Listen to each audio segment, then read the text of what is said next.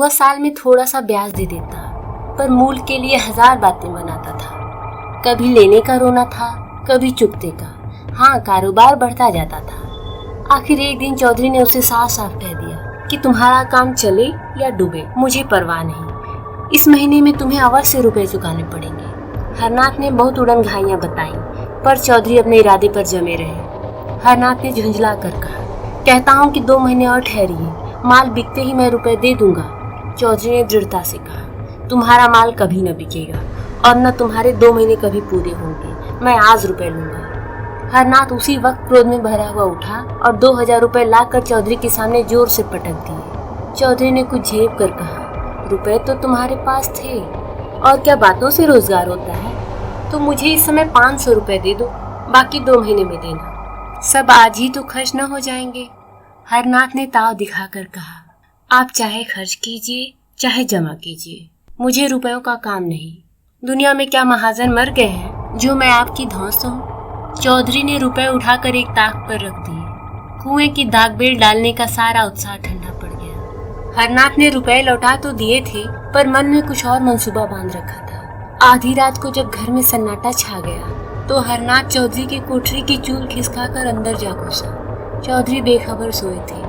हरनाथ ने चाहा कि दोनों थैलियां उठाकर बाहर निकल आऊं, लेकिन ज्यों ही हाथ बढ़ाया उसे अपने सामने गोमती खड़ी दिखाई दी। वह दोनों थैलियों को दोनों हाथों से पकड़े हुई थी। हरनाथ भयभीत होकर पीछे हट गया। फिर यह सोचकर कि शायद मुझे धोखा हो रहा हो, उसने फिर हाथ बढ़ाया, पर अब की वह मूर्ति इतनी भयंकर हो गई कि हरनाथ एक क्षण भी वहां खड़ा न रह सका। भागा, पर बरामदे में ही अचेत होकर गिर पड़ा। हरनाथ ने चारों तरफ से अपने रुपए वसूल करके व्यापारियों को देने के लिए जमा कर रखे थे। चौधरी ने आंखें दिखाई तो वही रुपए लाकर पटक दिया। दिल में उसी वक्त सोच लिया था कि रात को रुपए उड़ा लाऊंगा, झूठ मूठ चोर का गुल मचा दूंगा तो मेरी ओर संदेह भी न होगा। पर जब यह पेशबंदी ठीक न उतरी तो उस पर व्यापारियों के तगादे होने लगे। वादों पर लोगों को कहाँ तक टालता, जितने बहाने हो सकते थे सब किए। आखिर वह नौबत आ गई कि लोग नालिश करने की धमकियां देने लगे। एक ने तो 300 रुपए की नालिश कर भी दी। बेचारे चौधरी बड़ी मुश्किल में फंसे।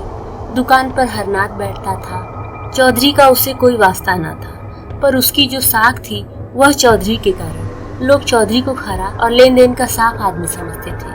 अब भी यद्यपि कोई उनसे तकाजा न करता था, पर वह सबसे मुंह छिपाते फिरते थे। लेकिन उन्होंने यह निश्चय कर लिया था कि कुएं के रुपए न छूऊंगा, चाहे कुछ आ पड़े। रात को एक व्यापारी के मुसलमान चपरासी ने चौधरी के द्वार पर आकर हजारों गालियां सुनाई। चौधरी को बार बार क्रोध आता था कि चलकर मूछें उखाड़ लूं, पर मन को समझाया, हमसे मतलब ही क्या है, बेटे का कर चुकाना बाप का धर्म नहीं है। जब भोजन करने गए तो पत्नी ने कहा, यह सब क्या उपद्रव मचा रखा है? चौधरी ने कठोर स्वर में कहा, मैंने मचा रखा है और किसने मचा रखा है? बच्चे कसम खाते हैं कि मेरे पास केवल थोड़ा सा माल है, रुपए तो सब तुमने मांग लिए। चौधरी बोला, मांग न लेता तो क्या करता? हलवाई की दुकान पर दादा का फातिहा पढ़ना मुझे पसंद नहीं। स्त्री बोली, यह नाक कटाई अच्छी लगती है तो मेरा क्या बस है भाई, कभी कुआं बनेगा कि नहीं? 5 साल हो गए। स्त्री बोली, इस वक्त उसने कुछ नहीं खाया, पहले यूं भी मुंह जूठा करके उठ गया था। चौधरी बोले, तुमने समझा कर खिलाया नहीं, दाना पानी छोड़ देने से रुपए तो ना मिलेंगे। स्त्री बोली, तुम क्यों नहीं जाकर समझा देते?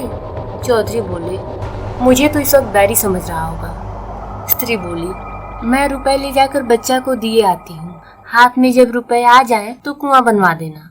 नहीं नहीं, ऐसा गजब न करना, मैं इतना बड़ा विश्वासघात न करूँगा, चाहे घर मिट्टी ही में मिल जाए। लेकिन स्त्री ने इन बातों की ओर ध्यान न दिया। वह लपक कर भीतर गई और थैलियों पर हाथ डालना चाहती थी कि एक चीख मार कर हट गई। उसकी सारी देह सितार के तार की भांति कांपने लगी। चौधरी ने घबरा कर पूछा, क्या हुआ? क्या तुम्हें चक्कर तो नहीं आ गया? स्त्री ने ताक की ओर भयातु नेत्रों से देखकर कहा, चुड़ैल वहाँ खड़ी है। चौधरी ने ताक की ओर देखकर कहा, कौन चुड़ैल? मुझे तो कोई नहीं दिखता।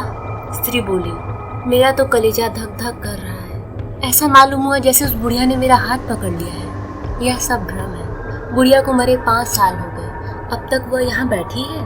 मैंने साफ देखा, वही थी। बच्चा भी कहते थे कि उन्होंने रात को थैलियों पर हाथ रखे देखा था। वह रात को मेरी कोठरी में कब आया? तुमसे कुछ रुपयों के विषय में ही कहने आया था। उसे देखते ही भागा। अच्छा, फिर तो अंदर आओ, मैं देख रहा हूँ।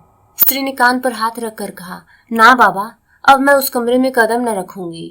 अच्छा, मैं जाकर देखता हूँ। चौधरी ने कोठरी में जाकर दोनों थैलियां ताक पर से उठा ली। किसी प्रकार की शंका न हुई। गोमती की छाया का कहीं नाम भी न था। स्त्री द्वार पर खड़ी झांक रही थी। चौधरी ने आकर गर्व से कहा, मुझे तो कहीं कुछ न दिखाई दिया। वहाँ होती तो कहाँ चली जाती? क्या जाने तुम्हें क्यों नहीं दिखाई दी। तुमसे उसे स्नेह था, इसी से हट गई होगी। तुम्हें भ्रम था और कुछ नहीं। बच्चा को बुलाकर पूछाए देती हूँ। हरा तो हूँ, आकर देख क्यों नहीं लेती? स्त्री को कुछ आश्वासन हुआ। उसने ताक के पास जाकर डरते डरते हाथ बढ़ाया। जोर से चिल्लाकर भागी और आंगन में आकर दम लिया। चौधरी भी उसके साथ आंगन में आ गया और विस्मय से बोला, क्या था? व्यर्थ में भागी चली आई। मुझे तो कुछ न दिखाई दिया।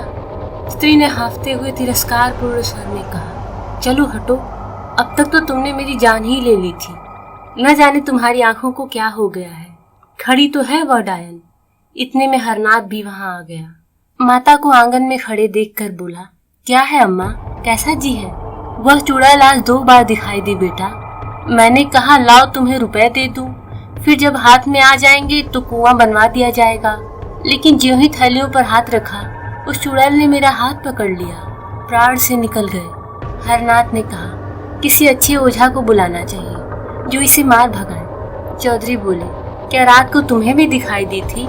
हाँ, मैं तुम्हारे पास एक मामले में सलाह करने आया था। ज्यों ही अंदर कदम रखा, वह चुड़ैल ताक के पास खड़ी दिखाई दी।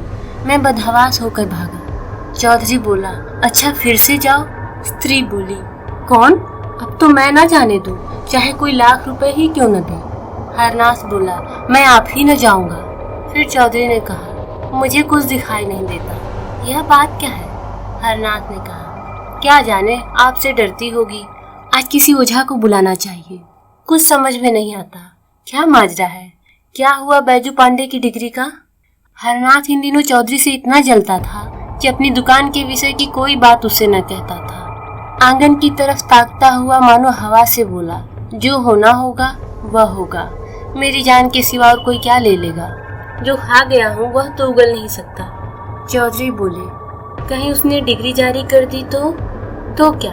दुकान में 400-500 का माल है, वह नीलाम हो जाएगा।